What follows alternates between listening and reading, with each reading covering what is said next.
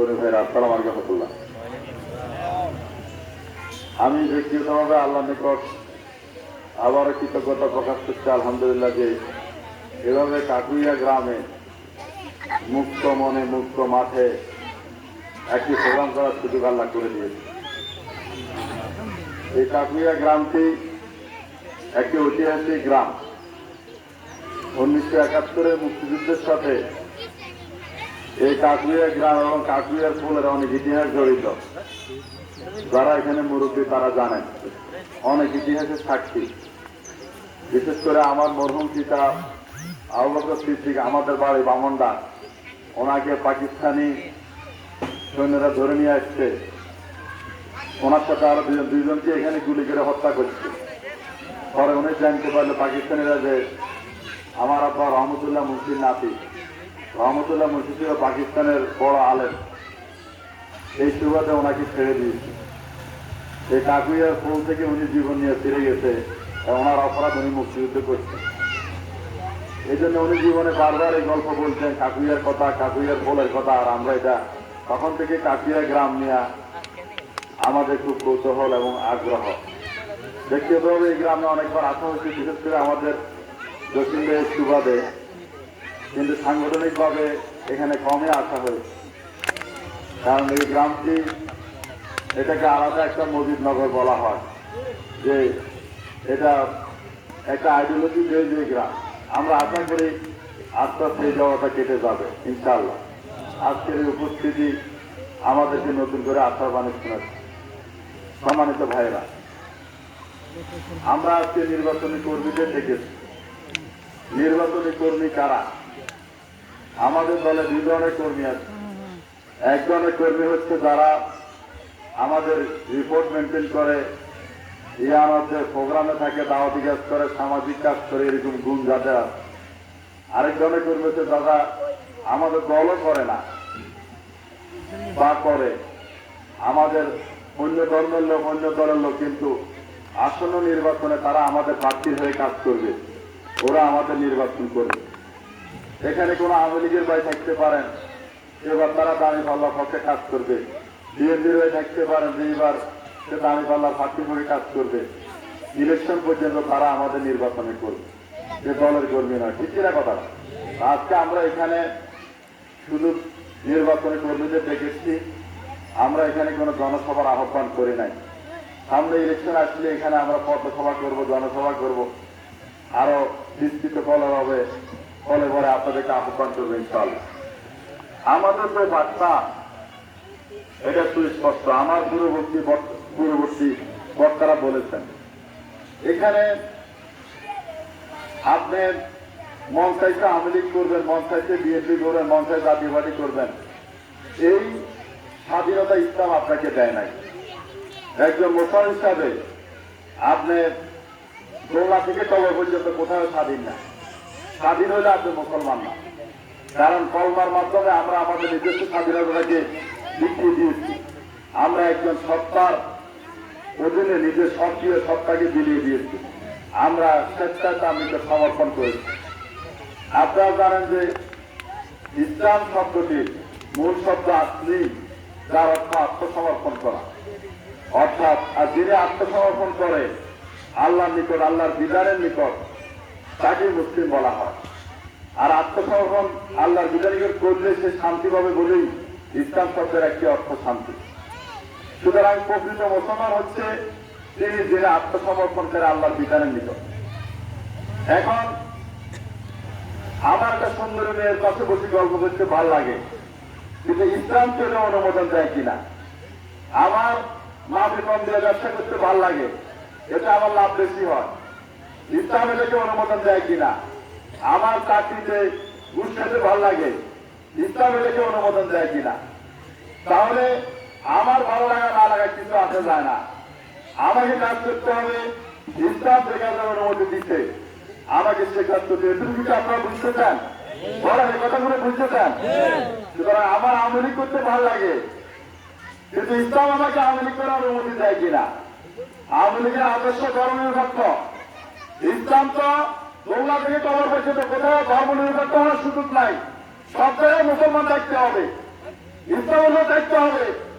বাথরুমে গেলেও ধর্মনিরপেক্ষ করার সুযোগ নাই, রাতের বেলা স্ত্রী সহবাসে নিরপেক্ষ করার সুযোগ নাই, ব্যবসায় নিরপেক্ষ করার সুযোগ নাই। সব জায়গায় ইসলামের বিধান মানতে হবে। আমার বিএনপি করতে ভালো লাগে, কিন্তু ইসলাম আমাকে বিএনপি করতে অনুমতি দেয় কিনা। এখন কথা হচ্ছে যে জামাত ইসলামী একটা নাম, এরকম জামাতের মতো বাংলাদেশে 15-16টা ইসলামী দল আছে। একজন মুসলমান হিসাবে আপনাকে যে কোনো একটি ইসলামী দল করতে হবে। কেন করতে হবে? এই জমিনে দিন কায়েম করা মুসলমানের উপর ফরজ। আল্লাহ রাব্বুল আলামিন কোরআনে যেভাবে আকিমুস সালাত, নামাজ কায়েমের কথা বলেছেন, আকিমুদ্দিন, দিন কায়েমের কথা বলেছেন, সমানরা। যেখানে রাষ্ট্রীয়ভাবে কোরআন সুন্নাহ আইন প্রতিষ্ঠিত নাই, সেখানে কোরআন সুন্নাহ আইন প্রতিষ্ঠিত করার জন্য সংগ্রাম করা, আন্দোলন করা প্রত্যেক মুসলমানকে এরকম ফরজ। নামাজ পড়া যেমন ফরজ, এই ফরজ থেকে কেউ বাদ যাবে না, না নর না নারী। নারীর উপরে ফরজ, সে পর্দার ভিতর থেকে দিন কায়েমের কাজ করবে। আর পুরুষেরা তারা পর্দার ভিতর থেকে তাদের একবার দিন কায়েমের কাজ করবে। রাষ্ট্র জমিনে দিন কিভাবে প্রতিষ্ঠা হয়, এ পর্যন্ত 4000 বছরের ইতিহাস পর্যালোচনা করে দেখা যায় 3 ভাবে দিন প্রতিষ্ঠা হয়েছে। এক হচ্ছে সশস্ত্র বিপ্লব, মুহাম্মদ সাল্লাল্লাহু আলাইহি ওয়াসাল্লাম নিজে যুদ্ধ করেছেন, যুদ্ধে বিজয়ের মাধ্যমে রাষ্ট্র প্রতিষ্ঠা করেছেন। আরেক হচ্ছে রেভুলেশন, যেটাকে গণ অভ্যুত্থান বলে। যেভাবে আমাদের 24 তারিখে একটা রেভুলেশনের মাধ্যমে 24 সালের 5 আগস্ট একটা রেভুলেশন, একটা গভর্নমেন্টের পথ পরিবর্তন হয়েছে, ক্ষমতার পরিবর্তন হচ্ছে। সেটা ইসলামের জন্য হয় নাই, কিন্তু সেটা হচ্ছে। আর সাহায্য হচ্ছে জনগণের ম্যান্ডেট, জনগণের রায়। এর মাধ্যমে পৃথিবীর বিভিন্ন দেশে ইসলাম প্রতিষ্ঠিত হয়েছে। আজকে আফগানিস্তানের যে ইসলামী সরকার আছে, এটা সশস্ত্র বিপ্লবের মাধ্যমে এসেছে। আবার মালয়েশিয়া 3টি প্রদেশে ইসলামী সরকার আছে, এগুলো জনগণের ভোটে হচ্ছে। সুদানে ইসলামী সরকার আছে, জনগণের ভোটে হচ্ছে। সম্মানিত ভাইরা, বাংলাদেশ জামাত ইসলামী এদেশে কোরআন সুন্নাহ ভিত্তিক একটি ইসলামী সরকার প্রতিষ্ঠা করতে চায়। যে সরকার কোরআনের আইন দ্বারা ব্যাখ্যা চালাবে। কোরআনের আইন আর গতানুগতিক আইনে কিছু গুণগত পার্থক্য আছে। কোরআন কিয়ামত পর্যন্ত সুদকে হারাম করেছে, যারাকে হারাম করেছে, ঘুষকে হারাম করেছে। মুহাম্মদ সাল্লাল্লাহু আলাইহি ওয়াসাল্লাম বলেছে, সুদ 2 ধরনের, টাকা দিয়া বর্ধিত টাকা নেওয়া সুদ, 10 কেজি চাল দিয়ে 11 কেজি নেওয়া সুদ, 10 মণ দাম দিয়ে 11 মণ দাম নেওয়া সুদ, এটা এক ধরনের সুদ। আর সকল আর্থিক উপার্জন সুদ, ঘুষ একটা সুদ, প্রতারণা করে উপার্জন সুদ, বাইরে হয়ে বলে সম্পদ না দেওয়া সুদ। একটা পণ্য বাজারে বিক্রি হবে, ওই বাজারের সামনে গিয়ে যারা পণ্য বিক্রি তাদেরকে ব্লক দিয়ে কম দামে এই পণ্যটা কেনা, এর মাধ্যমে অর্জিত বাড়তি উপার্জন সুদ। এই সুদ আল্লাহ কিয়ামত পর্যন্ত হারাম করেছেন। তিনি ঘোষণা দিয়েছেন, সুদ হচ্ছে সম্পদ, সুদে তোমাদের সম্পদ বাড়ে না, টাকাতে বাড়ে।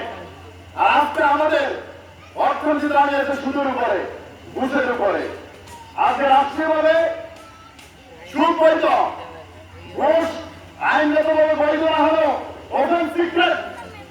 আজকে এদেশে কেউ জন্ম নিবন্ধন ভুল, এটা সংশোধন করে ঘুষ ছাড়া হয় না, পাসপোর্ট করে ঘুষ ছাড়া হয় না। আপনি মাইগ্রেশন থানা মামলা করবেন, ঘুষ ছাড়া মামলা হবে না, ঘুষ ছাড়া মেডিকেল রিপোর্ট হবে না, ঘুষ ছাড়া থানা তাহলে তদন্ত আসবে না। আপনি উত্তরবঙ্গ থেকে 1 লাখ সবজি কিনে কুমিল্লা আনবেন, ঘাটে ঘাটে সব চুরি করে আপনাকে ঘুষ দিতে হবে, ঠিক কিনা বলেন? এটা ওপেন সিক্রেট, এটা সবাই জানে। আমাদের মন্ত্রীরা বলে আপনারা ঘুষ খান, তবে সহনীয় পর্যায়ে খান, এই কথা বলছে কিনা? তাহলে আল্লাহ আইন কেন দরকার? আমরা এই ঘুষকে সুদকে চিরতরে জাদুঘরে পাঠাতে চাই। এটা আইনের মাধ্যমে, কোরআনের আইনের মাধ্যমে। এদেশে চুরি ডাকাতি প্রতিনিয়ত হচ্ছে। আমি ওই সমস্ত চোখের কথা বলছি না যারা পেটে চায় তার চুরি করে, কটু চুরি করে, তার চুরি করে। ইসলাম প্রতিষ্ঠা হলে এই সমস্ত পেটে চায় চোখের দায়িত্ব রাষ্ট্র নেবে। আমি এই সমস্ত যুদ্ধের কথা বলছি যারা কলমের খোঁজা কোটি কোটি টাকা চুরি করে, যে দেশের প্রধানমন্ত্রী জীবন 400 কোটি টাকা দুর্নীতি করে, প্রধানমন্ত্রী নিজে বলে যে আমার জীবন 400 কোটি টাকার মালিক। ওই সমস্ত যুদ্ধের শুধু হত্যার কথা বলছি না, তাদের বাংলা কাটার বিধানের প্রতিষ্ঠার কথা বলছি। সম্মানিত ভাইরা, গৌড়ের বিধান সমাজে প্রতিষ্ঠা হলে কর্তব্যতা ভালোভাবে বাধ্যতামূলক ভাবে যুবকেরা বাইরে রাখবে, মসজিদে নামাজ পড়বে, কোন নারী দিকে শিকার হবে না, কোন মদ ভোট থাকবে না, মদের দোকান থাকবে না, কোন প্রতিদানে থাকবে না, ঘুষ থাকবে না, হাজারি থাকবে না, অন্যভাবে চলবে না, হত্যা করবে না, কেউ কেউ সম্পদ দখল করবে না। আজকে রাত্রে শুয়ে এরকম একটা রাত্রে স্বপ্ন দেখেন, যে রাত্রে সুদ নাই, যে রাত্রে ঘুষ নাই, যে রাত্রে ব্যাপারটা কোনো নারী চলাচল নাই, যে রাত্রে মসজিদে আগাম দিয়ে সকলে জামাতে নামাজ পড়ে, যে রাত্রে অন্যভাবে কেউ কারো সম্পত্তি দখল করে না, যে রাত্রে তালিম মজদুরের উপর জুলুম করে না। এই ধরনের একটি কল্যাণকর রাষ্ট্র আমরা প্রতিষ্ঠার জন্য কাজ করছি। যে রাষ্ট্রের বিধর্মীয় নিরাপদ, আমরা যেভাবে নিরাপদে মসজিদে নামাজ পড়বো, তারা নিরাপদে তাদের পূজা কর্ম পালন করবে। তারা সংখ্যালঘুরা আমাদের কাছে আমানত, তারা মায়ের করে শিশু আমার নিরাপদ, এর থেকে নিরাপদ থাকবে। এটা ইসলামী রাষ্ট্রের দায়িত্ব। সম্মানিত ভাইরা, এই রাষ্ট্র কিভাবে প্রতিষ্ঠা হবে? যখন আপনারা চার বাংলার প্রতিটি এখানে ভোট দেবেন, কুমিল্লা নয় আসন থেকে একজন নির্বাচিত হবে, এরকম 151 জন এমপি যখন নির্বাচিত হবে, তারা সংসদের সুদের বিরুদ্ধে বিল আনবে, মানবাধিকার আইনের বিরুদ্ধে বিল আনবে। এক একটা বিল পাস হবে, আগের বিধান রহিত হবে, নতুন বিধান কার্যকর হবে। এভাবে বিধান রক্ত পাবে, একটি রাষ্ট্রের আইন পরিবর্তন হবে, আইন পরিবর্তনের মাধ্যমে রাষ্ট্রের কাঠামো পরিবর্তন হবে, অর্থনৈতিক বিধান পরিবর্তন হবে, সমাজের মৌলিক আমল পরিবর্তন হবে, সমাজ থেকে সব আবর্জনা উৎখাত হবে। সম্মানিত ভাইরা, আমরা কি চাই? আমরা এই বঙ্গুর অর্থনীতি, এই সুভিত্তিক অর্থনীতি, এই মানবচিত মতবাদকে দুরিশ্বাস করে তদস্থরে একটি খোলাই সমাজ প্রতিষ্ঠা করতে চাই। আমাদের চাওয়া নতুন করে চাওয়া নয়, এ ধরনের চাওয়া আমাদের ইচ্ছার অভিব্যক্তি নয়, এ ধরনের চাওয়া আমাদের জন্য ফরজ। আর আমাদের এই ব্যবস্থা, রাষ্ট্র ব্যবস্থার বিচার হবে কোরআন। এটা কোনো মোদী পদ নয়, এটা জিয়া পদ নয়, এটা লেনিন পদ নয়, মার্ক্স পদ নয়, এটা হেরার আলো, এটা লহে মাহফুজের থেকে রক্ষিত বার্তা, এটা অধিকাংশ কোরআন, এটা নির্ভুল মানব বিধান। এর মাধ্যমে আমরা এই সমাজে একটি কল্যাণ রাষ্ট্র প্রতিষ্ঠা করতে চাই।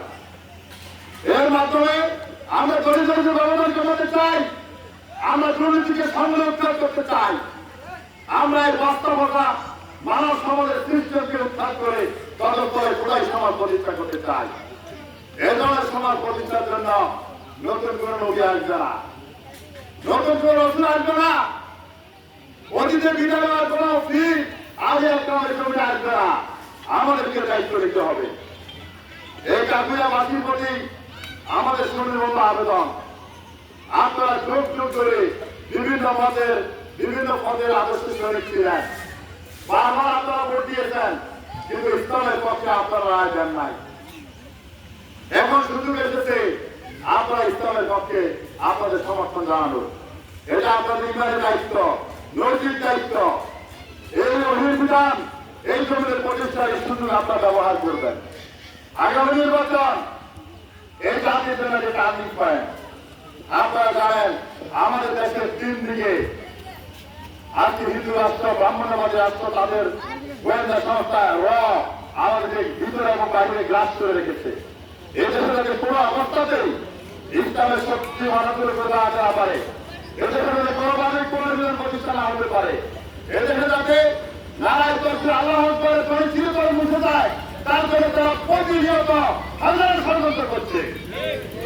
একজন মুসলমান হিসাবে আপনি যদি সেটা না বুঝেন তাহলে এটা আমাদের দুর্ভাগ্য। কিন্তু আমরা যদি রাষ্ট্রীয়ভাবে ঐক্যমতে বলছি, এই দেশ আমার মুক্তিযুদ্ধের সন্তানেরা তাদের তাজা রক্ত দিয়ে এই দেশকে স্বাধীন করেছে, কোন রাষ্ট্রের দাসত্ব করার জন্য নয়। যদি সিদ্ধান্ত আমাদের থাকে তাহলে আমরা সকল ষড়যন্ত্রকে রুখে আমরা আমাদের স্বাধীনতাকে সমুন্নত রাখবো কেবলমাত্র ইসলামের জন্য, কেবলমাত্র কোরআনের জন্য। আমরা এই জমিনে কোরআনের বিজয়কে উদ্দিন করবো। সম্মানিত ভাইয়েরা, আপনাদের নিজেদের দায়িত্ব হচ্ছে আপনাদের পরিবারের সকলকে বোঝানো, আপনাদের মা, আপনাদের বোন, আপনাদের স্ত্রী, চাষি, যদি খালাখালি সকলকে বোঝানো যাতে কোরআনের পক্ষে একটি ভোট দেয়।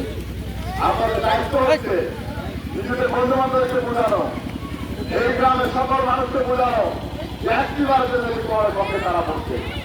সুতরাং এখন থেকে আপনারা প্রতিনিয়ত কাজ করবেন। আপনাদের সাথে আবারও দেখা হবে, আবারও কথা হবে।